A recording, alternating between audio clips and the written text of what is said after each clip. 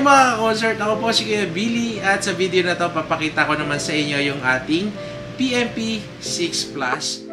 Ito po ay portable professional 6-channel mixer. Samahan niyo muna ako mga concert, unbox muna natin yung ating PMP 6 Plus. So bago tayo magsimula ng demo natin mga concert, huwag niyong kalimutan mag-subscribe dito sa ating YouTube channel. At i-click yung notification bell para lagi kayong updated sa mga bagong video upload.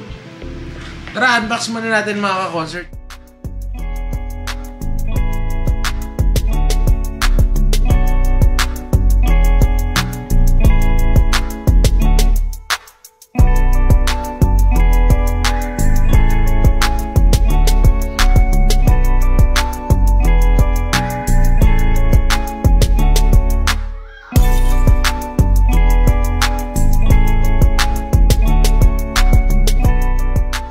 So eto na mga ka-concert yung ating PMP 6 Plus na portable professional 6-channel mixer.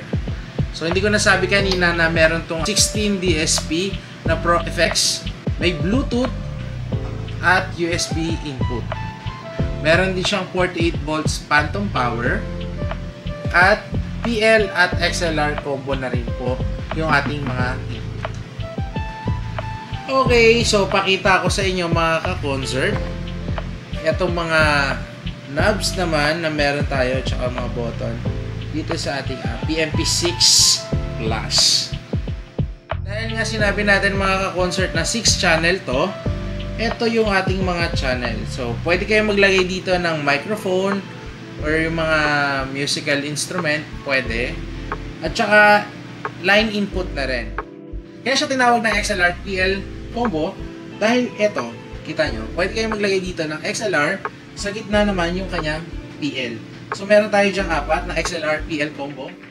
Dito sa ating line 5 and 6, ito po ay PL lang po, hindi siya PLL at XLR combo. So meron tayo dyang RCA. Ito naman sa baba, low cut. Ito naman ay para dun sa ating bass. So para maging ano lang siya, bass boost lang siya. Tapos, ito naman, pababa tayo. Bawat isang input, meron tayo dyang sariling volume. Ito naman yung red. Madali lang siyang gamitin dahil color-coded siya, katulad ng ating MX series. Yung red natin ay yung gain. Yan. Additional lang siya. Hindi siya volume. Additional lang siya ng frequency. Tapos, yung blue, ito naman para sa tone control natin. Meron tayo dyang high at saka yung low. Yung orange naman para sa mga effects. So, eto, yung effects natin, dahil meron tayong 16 DSP rito, dito natin siya makikita.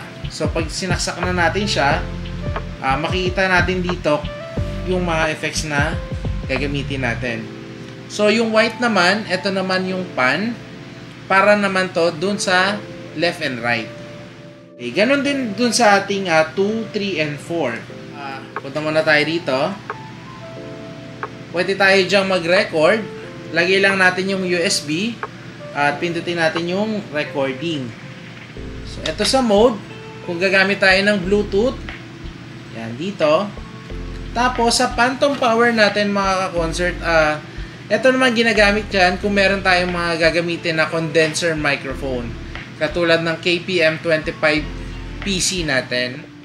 So, ito namang phantom power natin, meron tayo dyang 48 volts.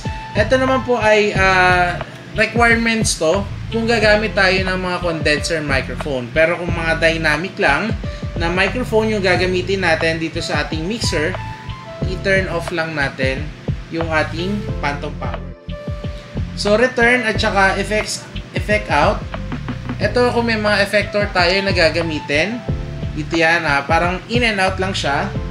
And then headphone. Ito sa ating main out para sa ating mga speaker. Ito yung ating master volume or yung main volume natin nandito. Tapos yung power on. Ito naman yung sa ating mga effects. So meron tayo dyang delay at yung level.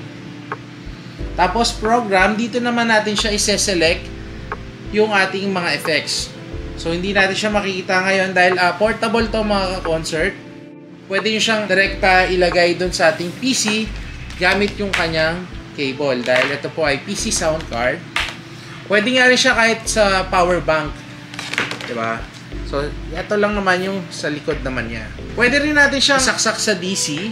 Okay lang din. Katulad sa Facebook Live namin, ginagamit namin yung mixer, connected na lang siya dun sa ating computer.